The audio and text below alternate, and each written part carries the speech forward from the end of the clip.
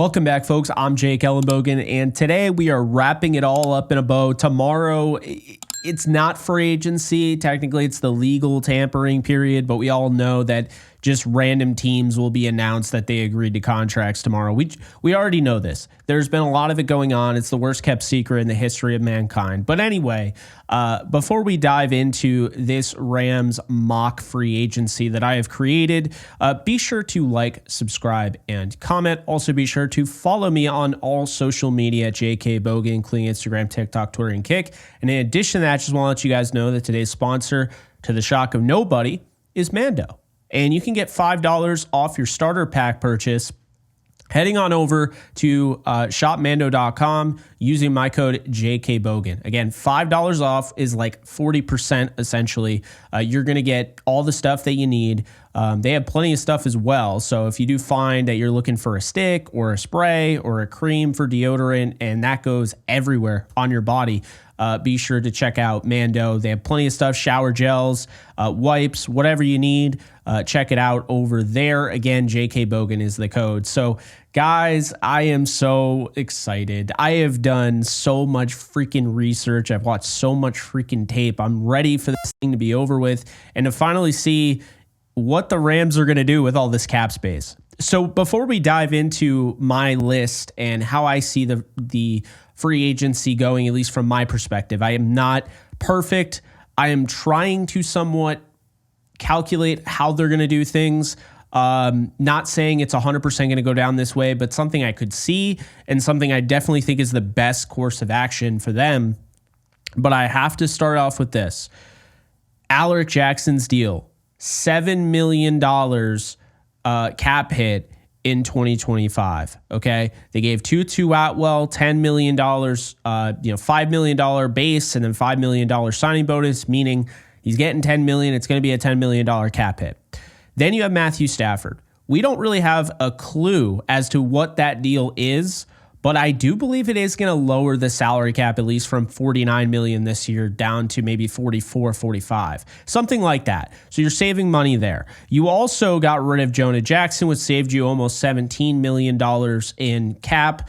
So great stuff there from the Bears. Just a win-win trade all around. So those are the things that we're looking at. In this, you will see some trades.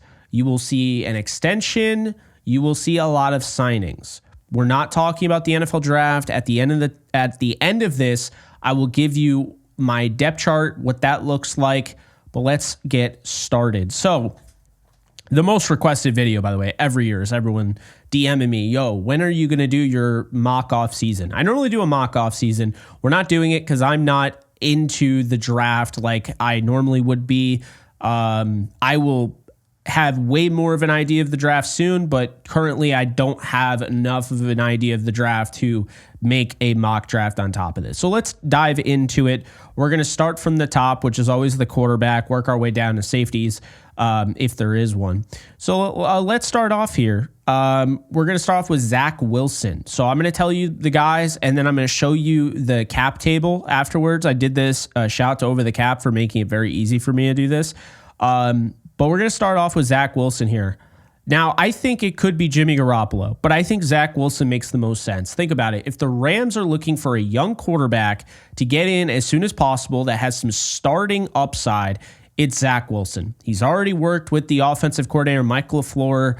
He would be a perfect fit for Sean McVay's offense. If he can get him on the straight and narrow, this guy can be your franchise quarterback. These are the type of signings you make. You don't go out and get Jarrett Stidham. No offense to him. You don't go out and get a Jacoby Brissett. I mean, I guess you could. But if you're looking to, cover both bases where you get a backup, a guy with starting experience, and a guy with upside at 25 years of age, Zach Wilson is the best fit.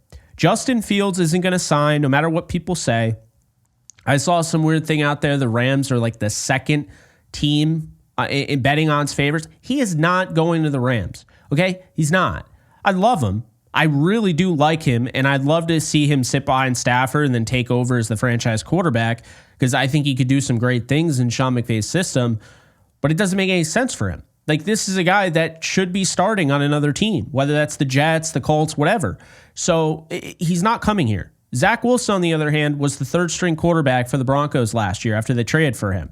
He started some games for the Jets, got pushed out in favor of Aaron Rodgers, and the rest is history. But Zach Wilson's career is not history. He's 25 years of age. He still has plenty of time. And if you're going to sit there and say he's a bad player or he sucks or what have you, well, at least give him the benefit of the doubt. Because one way or another, when you're saying that, you're giving the Jets the benefit of the doubt. And the Jets have already let Geno Smith and Sam Darnold get away and go off to have better careers somewhere else. So, hate to break it to you, but odds are Zach Wilson is going to figure it out, and he's going to have a much better career at another location than he did in New York. That's just how it is. That's how it's been. History tends to repeat itself. He's got way too many tools there. I trust him. And if you believe in Sean McVay, then you would trust him too. So I have 2 years, $8 million.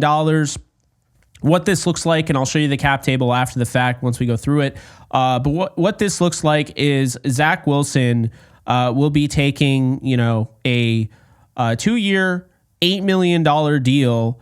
But the way I have it is that he would have a $3.5 million cap hit. So not, fully all this year. The rest of it would go into 2026, which makes sense. So, yeah, with the increased cap, I do expect that to be the case. It seems like that's how the Rams want to structure their deals, is that they want it to be more backloaded instead of front-loaded. And that's how I have it. It's not saving a ton. It's just $500 against the cap, but $3.5 million cap hit for a backup quarterback that with upside. I mean, it's basically Jimmy Garoppolo. If Zach Wilson is not signed, I think it is Jimmy Garoppolo. We move on to the running backs here. Very easy, straightforward. They have currently Cody Schrader on the roster, of course, Kyron Williams, and they have Blake Corum. I have them adding one more. It's not going to be free agency. I think Ty Johnson makes a lot of sense here, but I think they are going to go in the draft and find a guy early on in the first 3 rounds. So I'm going to go with them re-upping Ronnie Rivers. Look, veteran minimum here is a raise considering what he was getting last year. Now he's up there where you can't really offer him the tender.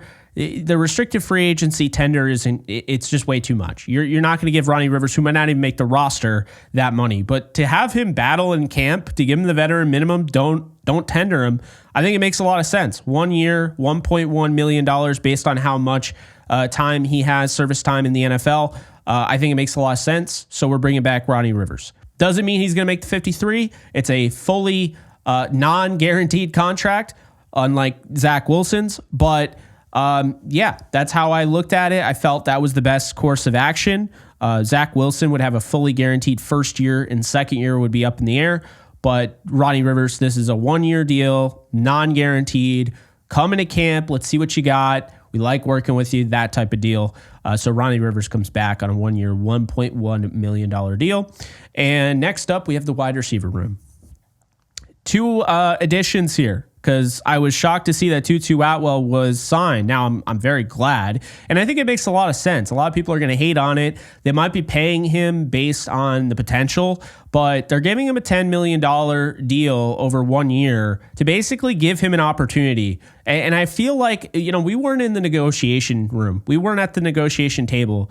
Tutu Atwell, he might not have said anything because he's not a diva, but if you think that guy just signed for $10 million to not play, that is not the case. They clearly, by giving him $10 million, had conversations with his agent. I think they've come down to it. I was not in the room, but I'll tell you right now, I think what this means is that they like him long term. They want to give him a 1-year deal to kind of ride it out, see what happens with a filled out workload. Because to be fair, I was giving Marquise Brown a lot of crap. He's not ever really healthy. He got $11 million, which is $4 million more than he got last year. But to be fair, Marquise Brown was playing a lot more playing time. Also, to be fair, Tutu Atwell doesn't get the opportunities. Now he will. So we'll see what ends up happening with a full workload, likely being one of the 2 starters or one of the 3 starters, if you will, in that 11 personnel. And we'll see from there. But I actually agreed with the signing. I love it, and it makes it really interesting now because we move on here to Davante Adams.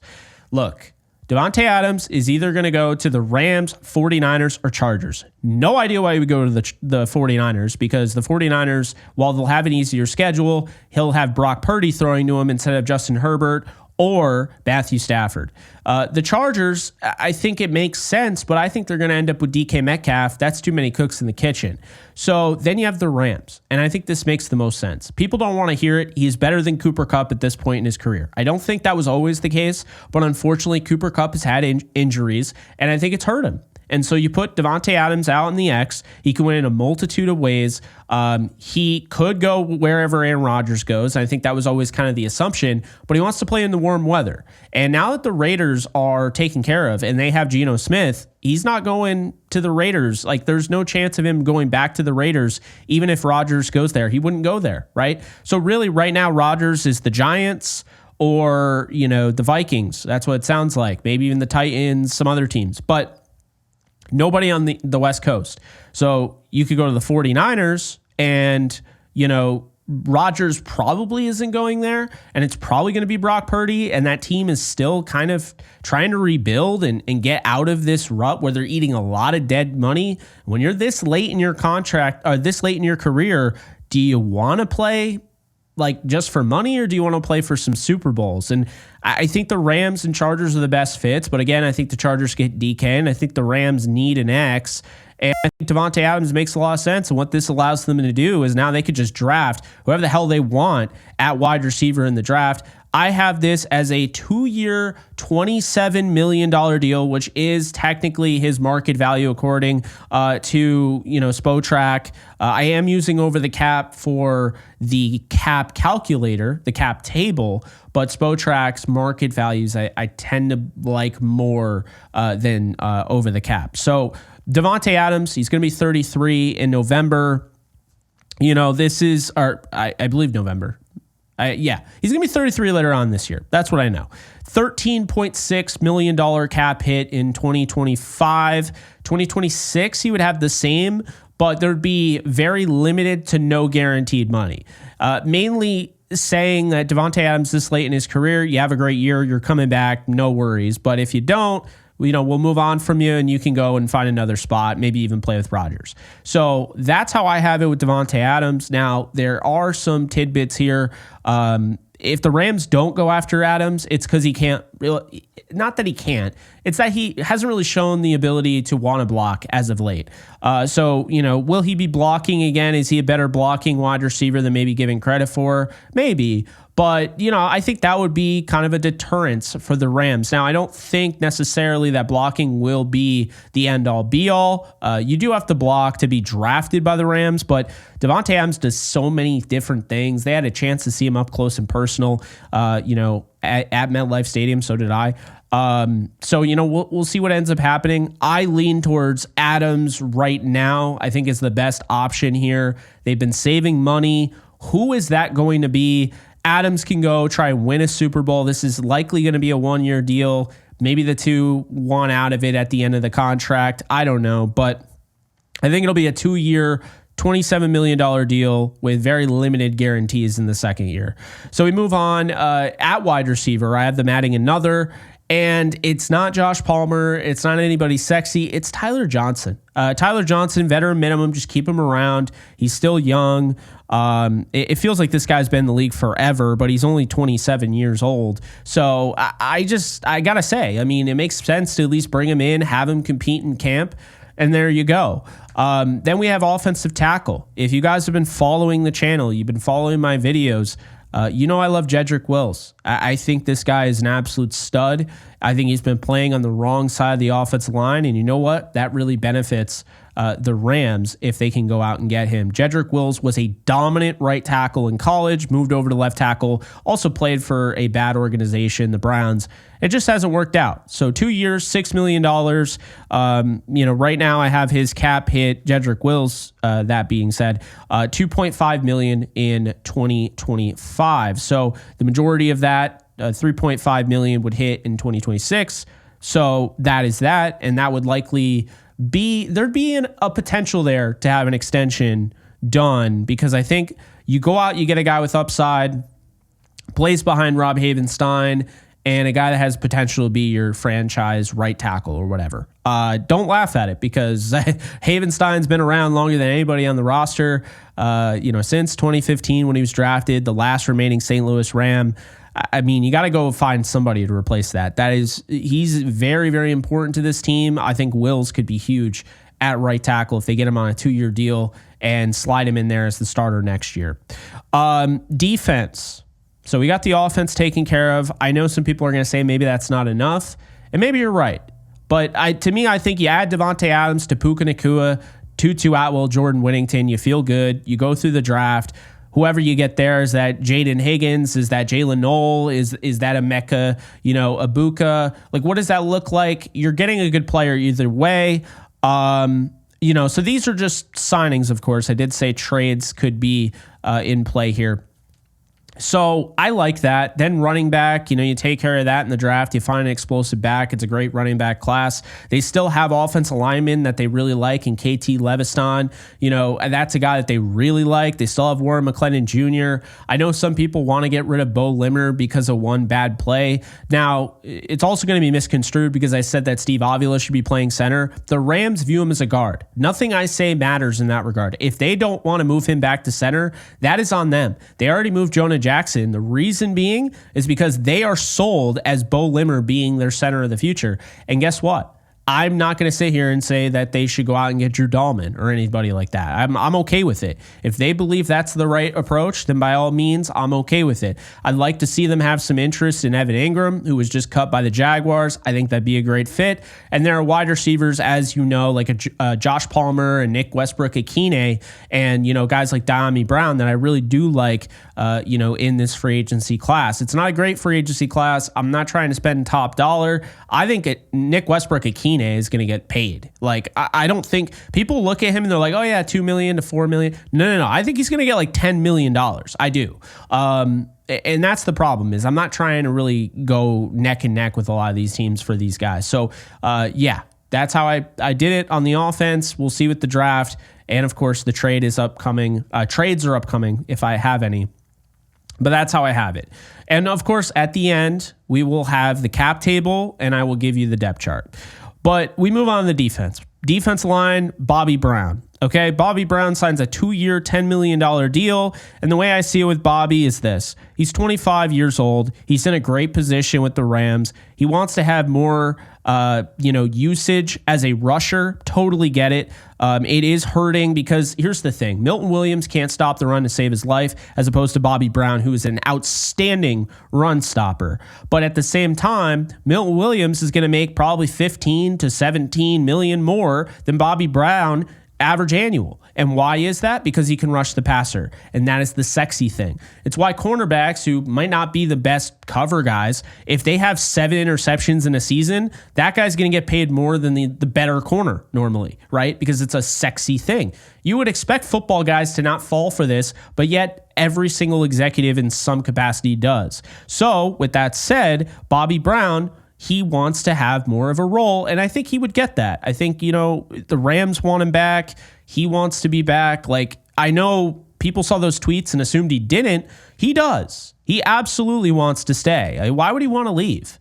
There's no reason to leave. If they can meet his demands and just give him a little bit more of a run as a rusher, then yeah, I think it makes sense. 2-year deal, $10 million. You got $3 million cap hit, fully guaranteed in year 1. And then the last year of his deal gives him $7 million, half guaranteed. And then he does that, and then he can go and test the market. And guess what? He's going to be 27 when he tests the market after this deal. So I think it makes a lot of sense for both parties. The Rams can feel good about having their guy, but also Bobby Brown can feel good about staying in the same location, getting better, continuing to develop, but also getting paid, and then having a chance to really make a lot of money when he's 27, where he'll be, he's already the youngest player, if he hits the market, the youngest player on the market at his position. So I think it makes a lot of sense for the Rams. I think it makes a lot of sense for Bobby Brown. My feeling is they probably get something done. I don't know if it's to that extent. Maybe it's a 1 year, $8 million deal, whatever. Maybe maybe he's given the opportunity to take more money, but it's only 1 year instead of having, maybe less money spread out to 2 years. But that's how I have it. And then Neville Gallimore, I have him coming back on $2.5 million for 1 year. Neville was incredible at the end of the season. When his best was required, he stepped up in a huge way. Obviously, everyone remembers that, big time safety on Jalen Hurts. At that point, you had to feel like the Rams were going to win the damn game. But Gallimore played way too well in the postseason where all eyes are watching. I wouldn't be surprised if he gets paid maybe $5 million for 1 year by a team. But if he does kind of fall through the cracks, it's a good defensive line draft. $2.5 million, that's a raise for him to stay with this defensive line, to stay with this coaching staff, to stay with this team that has a chance to win a Super Bowl. I kind of feel like he would do that. So $2.5 million, Neville Gallimore is back. At least he has the ability to fight in camp. And then same thing goes for Laryl Murchison, and I don't care what anyone says, $1.1 million veteran minimum here. It makes sense. The two definitely like each other. Murch has come back from injuries in the past. He tried to come back twice from the IR. Had they made it to the next round, he probably does suit up. Keep in mind, they did activate him. He was inactive for the Eagles game, but they activated him with plans to maybe play him Super Bowl or NFC title game. So I would not be surprised if he's back on the veteran minimum deal to come back, play in camp, and see if he can make that 53. I like the guy. I think the Rams like him. We'll see what ends up happening. Moving on to edge. This might not be enough. I have a weird feeling he's going to get away. But for the time being, Michael Hoyt comes back on a 2-year, $12.5 million deal. I still have a weird feeling he's going to get like $8 or $9 million and get scooped away. I don't think they get this deal done before free agency kicks off, but hopefully I'm wrong. Michael Hoyt, 2 years, $12.5 million. You get a cap hit here for Hoyt of $4.5 million. The rest gets tacked on to 2026. I like that. I think it makes a lot of sense for the Rams to keep him in-house. There are other edge defenders you can go after, but I think it makes a lot of sense. He just knows this team so well. This is where he started. He is going to have a market. So, he might want to take less money to stay in LA. It seems like he loves LA, but we'll see. He's going to be a free agent. The Rams had their opportunities to extend him. They didn't, and so now he's going to be hitting the market in all likelihood. Moving on to the linebackers here, we got Jake Hummel taking a veteran minimum deal, not tendering him. He's a restricted free agent. I'm not going to tender him, but I will give him the veteran minimum. Hasn't really done enough in this league to really have a huge market. Maybe he has one or two teams interested, but I think they'll be able to get him back on the vet minimum, which, by the way, of course, just like Ronnie Rivers, is a pay raise, if you will, from last year. I don't have them bringing back Jimmy Garoppolo, although I could see it.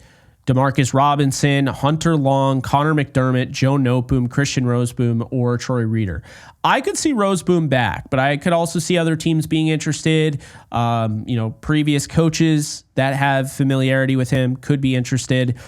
But I have them. One of the big reasons why I think they're saving money is to get a wide receiver and to get a linebacker. Nick Bolton, I'm recording this almost right after Nick Bolton just got signed to looks like 3-year, $45 million deal with $30 million guaranteed with the Chiefs. And I have stood by and said this guy's a better option, but I was really, I liked Bolton as the second option. Jamie and Sherwood, make this a thing. Okay, you won a Super Bowl with not, the best linebackers. I mean, Roseboom, Reeder, Traven Howard. I get it.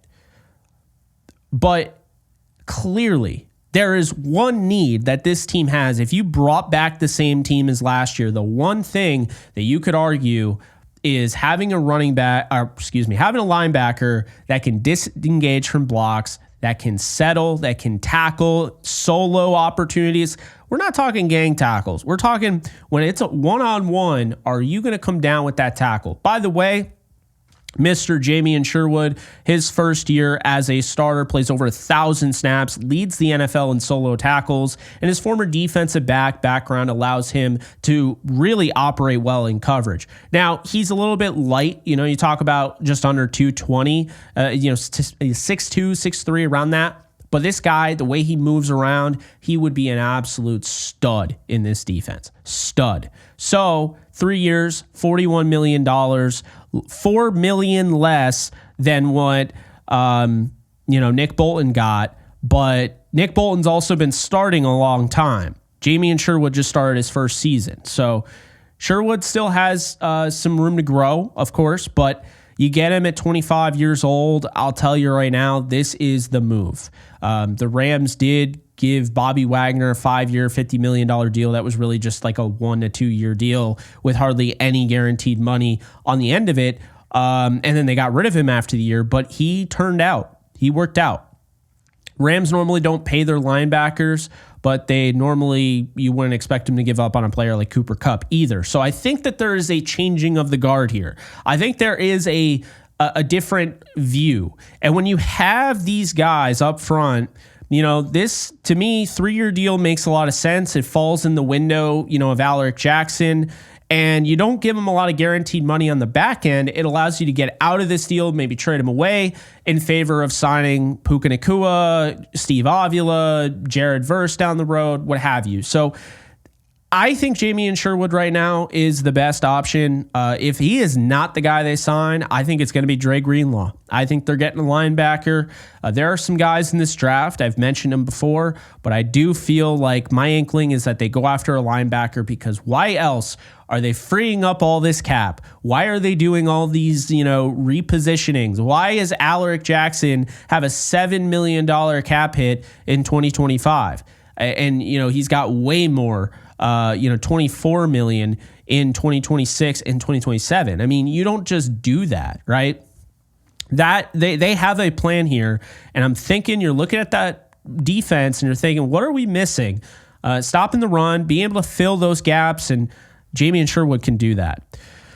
We move on to the secondary. Can't even talk. Let's start off here with cornerback. I have the Rams bringing back Ahkello Witherspoon at a 2-year, $12.2 million deal. I believe that this is the right approach for the Rams. They might get him a little cheaper. They might get him a little bit more expensive. This is one where I would probably, if I had the money, I'd pay him more. I think this guy is worth at least $10 million. I understand he's going to be 30 soon, so I think that's why it probably, hurts his chances of getting paid. But I think he's worth $10 million. He's been one of the best value free agents the Rams could ever ask for. He's only made a little bit over $2 million with the Rams, and he's played over 30-something games for them. He's played at a high level. He started upwards 20-plus games. So this is somebody that you got to keep in-house. The communication, I always call, he's a captain without a C. This is a guy that's trying to make guys better behind the scenes. We saw the social media post come out, with Emmanuel Forbes. Who's working with him on the sideline? It's Ahkello. Ahkello's the guy that gets guys lined up. He has great communication. He knows the game inside and out. He's incredibly, intelligent. He's a great athlete. You probably don't even get to the playoffs without him, because the interception against the Cardinals, only he would have come down with that 6'3", 6'4" frame.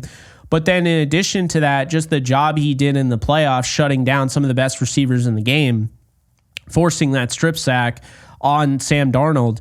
This guy's a stud. He is younger than his age would have you believe. I think this is the direction that they're going to go in. I'm not saying I'll get the exact, year. I'm not going to get the exact anything right here. I don't think I'll get the exact, cap hit or anything like that. His cap number in 2025, I have at $5 million. So the rest of that would be tacked on, the following year, which would be around $7 million, $7.2 million or so. So that's how I have that. For Ahkello, 2-year deal. He's going to be 30, so I do understand kind of the reluctance to give him a 3. But a 2-year deal, I think, really does put you in a position where that might be Matthew Stafford's time for him. He gets a chance to play the whole rest of Matthew Stafford's time with the Rams. I think it makes a lot of sense. That'd be 4 years with the Rams, and the first 2 have been really good, albeit they haven't really treated him the best, and they chose a guy who was coming off a torn Achilles over him. So,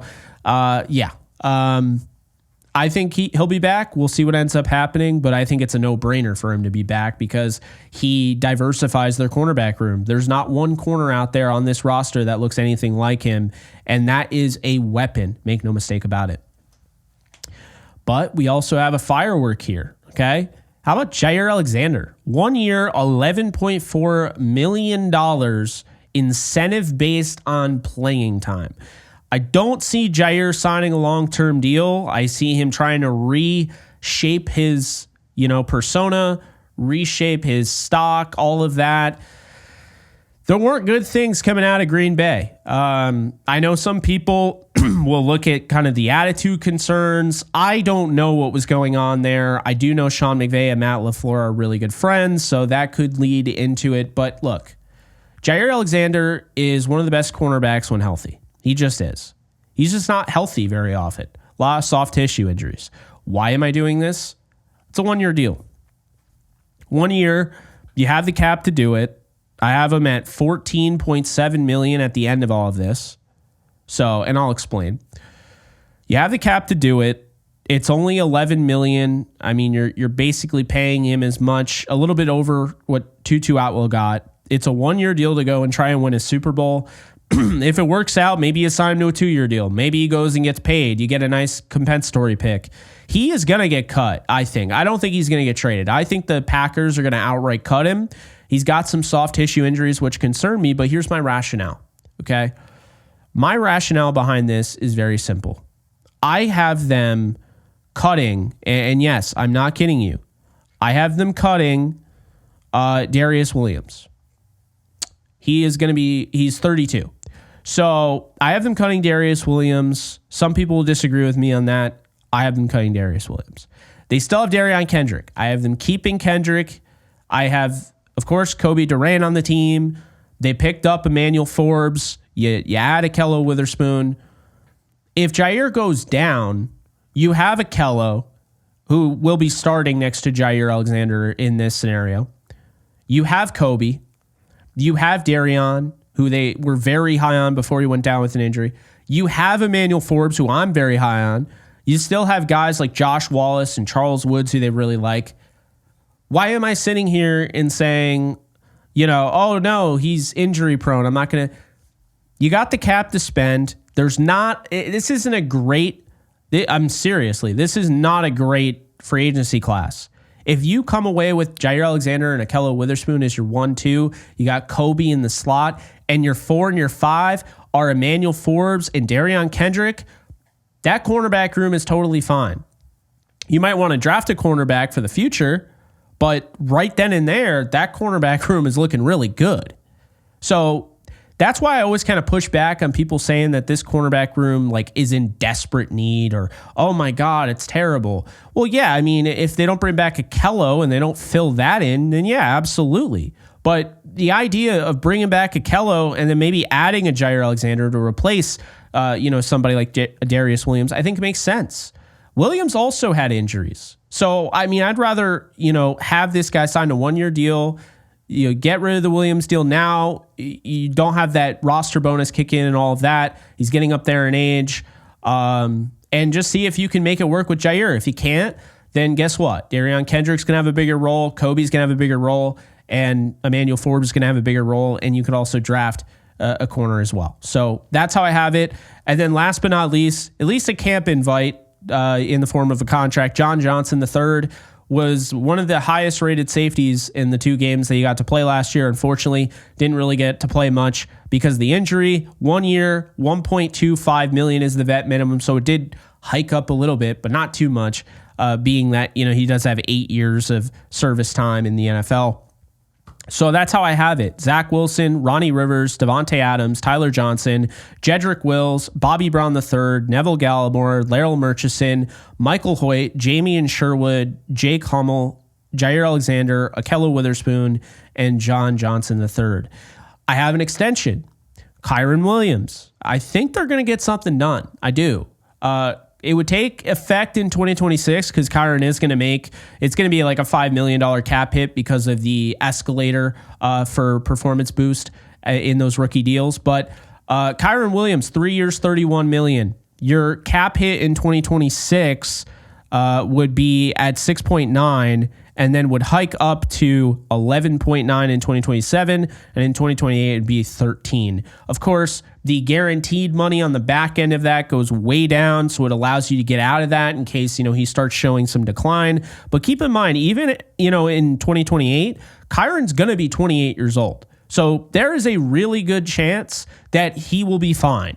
And even still, we're starting to see running backs break past 30 and still have success. Seems a little bit more than wide receivers nowadays. As far as trades, while I think they could maybe get something for Darius Williams, I'm going to play it safe here and say they cut him. I could see him being on the roster. I'm going to say they cut him.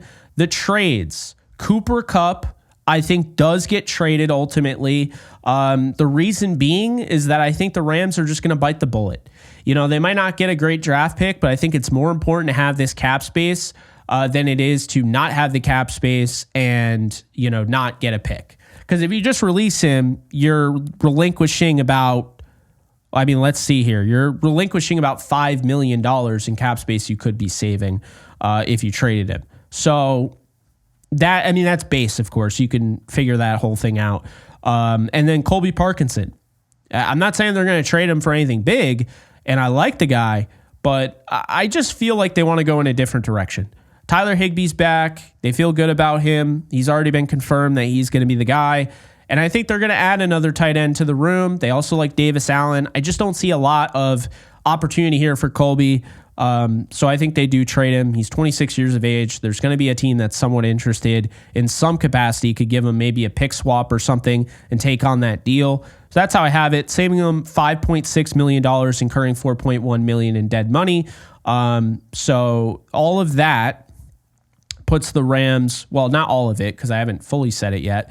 I also have the Rams trading for Michael Mayer, giving up a 5th round pick for Michael Mayer and a conditional 4th rounder next year. So Michael Mayer from the Raiders, who is heavily involved in trade rumors, gets moved to the Rams. The Rams get their tight end of the future. Playing alongside Tyler Higbee, has a chance to develop into an absolute stud. Watch the tape, and I've already put it up on this channel.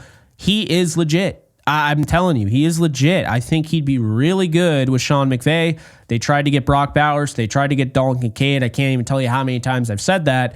I think they get their tight end this year. If not via trade or free agency and Evan Ingram, I think it's via the draft, and we'll see. But I'm leaning towards Michael Mayer being the guy. So that is that. Let's get into the cap table. Let's also talk about what this looks like as far as a starting lineup. This is how I would have it. Matthew Stafford at quarterback, Kyron Williams at running back, Devontae Adams at X, Puka Nacua at the Z wide receiver spot, Tutu Atwell in the slot / Jordan Whittington, Tyler Higbee at tight end / Michael Mayer, left tackle Alaric Jackson, left guard Steve Avila, center Bo Limmer, right guard Kevin Dotson, right tackle Rob Havenstein. Of course, don't forget Jedrick Wills for the future. Defensive line is the same. Kobe Turner, Bobby Brown, Braden Fisk, Jared Verse, Byron Young. The inside linebacker position now is Jamie Sherwood and Omar Spates. Feel really good about that tandem. And then you got Akello Witherspoon, Jair Alexander, Kobe Durant. Your star is Quentin Lake. Cam Curl and Cam Kinchins are your safeties. And you have the same kicker, punter, and long snapper, Ethan Evans, Josh Carty, and Alex Ward, So that's how I have it. Now, let's look at the cap table. I just want to have just full transparency here. Nothing that is going to be too exciting. But some people want to see it, so I'm going to show it. And as you can see here, this is the cap table. This is showing my work, math teachers from previous years. Showing my work here. You see the cap numbers. Feel free to stop the video and take a gander if you want.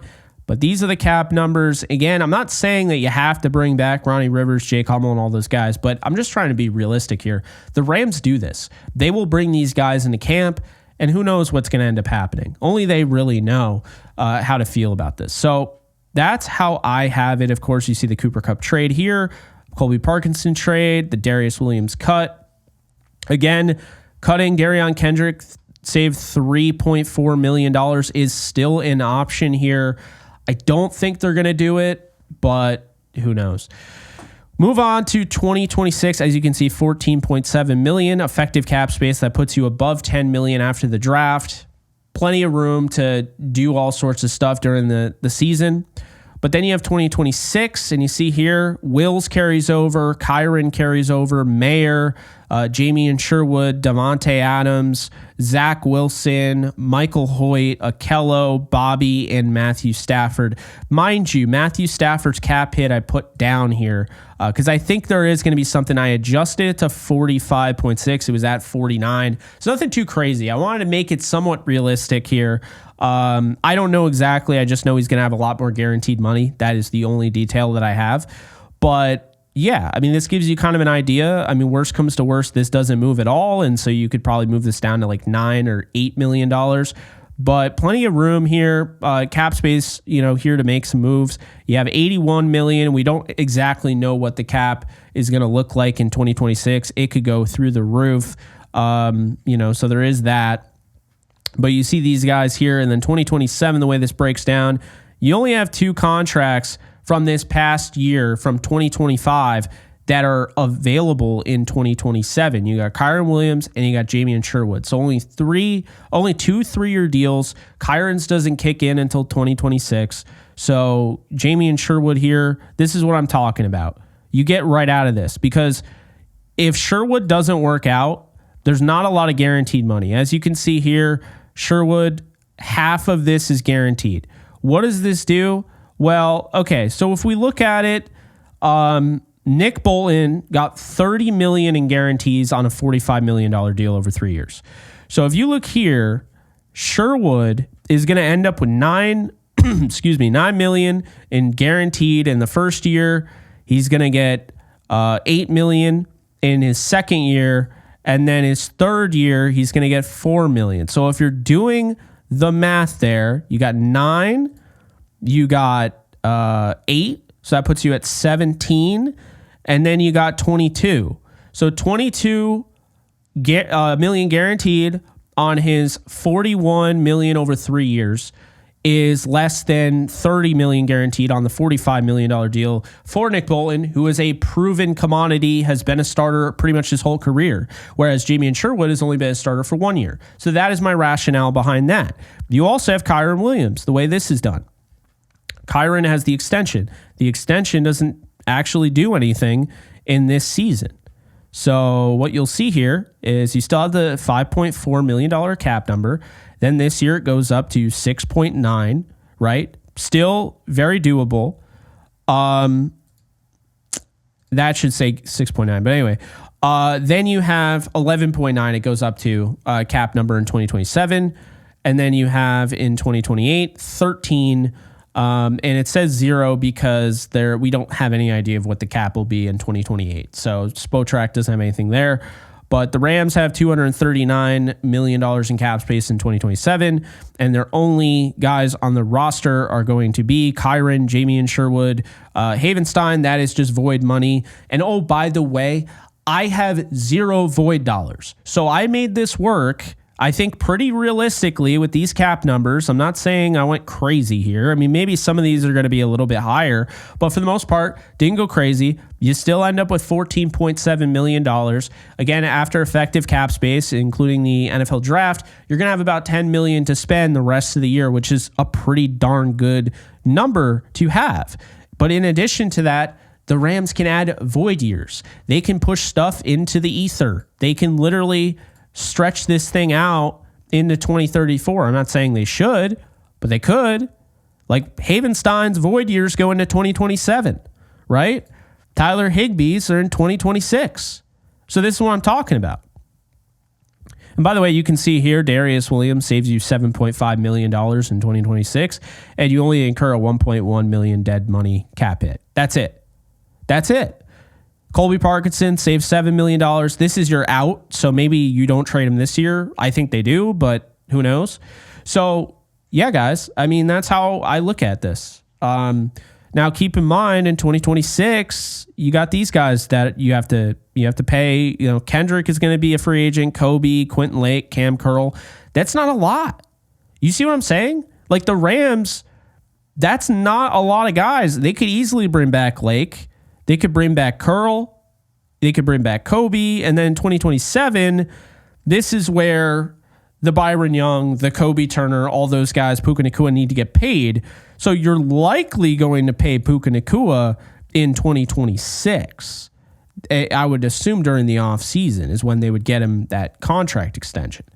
That is what we're looking at. So again, plenty of dollars. You only have with this free agency, and the reason why I like this so much, I went with this, is because you go in this direction, and you only see 2 green names in 2027. Only 2. And that is what the Rams are likely going to do. It's a weaker free agency class. A lot of these guys are just guys that are retained and returning. Some of them are hidden gems like a Jedrick Wills, like a Zach Wilson. Some of them are absolute studs. Jamian Sherwood, Devontae Adams, Jair Alexander when healthy. Yeah, so that's how I have it. Let me know in the comment section what you guys think. This is the final video of our free agency coverage, pre-coverage. Obviously, we'll be posting news, updates, all of that. But man, what a whirlwind. Appreciate you guys. I know I released a lot in a short amount of time, but you guys watched it and all the kind words. It means a lot. So hope you guys enjoyed this. Again, special shout out to Mando for sponsoring today's video. And again, you can follow me on all social media at JKBogan. Stay tuned. Going to be a fun one. This upcoming week is going to be wild. Keep it right here for all your Rams coverage. I'll see you guys soon. Later, folks. All right, guys. So once again, just want to let you guys know that you can check out my new side project, The Lounge. I interview athletes, musicians, actors, actresses, all the 9. So definitely check it out over on the Lounge with Jake Ellenbogen channel. Be sure to subscribe and enjoy. In case you guys haven't noticed, I do have a Discord channel for my community on this channel. And if you want to be a part of it, it is free. The link is in the description below. You can sign up. This is basically a 24/7 Rams channel, and we are almost at 1,100 members. So if you want to be a part of it, just hit the link in the description below.